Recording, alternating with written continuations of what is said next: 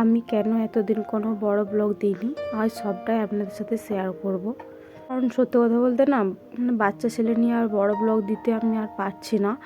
আর আমি সত্যি কথা বলতে আর বড় ব্লগ দিতেও পারবো না, মানে মাঝে সাঝে যদি কোনো টাইম করতে পারি তাহলে সেদিনকে দিয়ে থাকবো।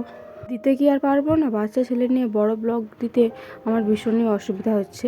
তো আজ না একটু নতুনত্ব বানিয়েছিলাম, ওই সর্ষেটাকে মানে শুকনো গুঁড়ো করে বেটে ওই পেস্টের মতো করেছিলাম। তো তারপর আজকে মাছ ভাজা হবে। এটা হচ্ছে জানুয়ারির 17 তারিখের ব্লগ, এটা কিন্তু আজকের ব্লগ নয়।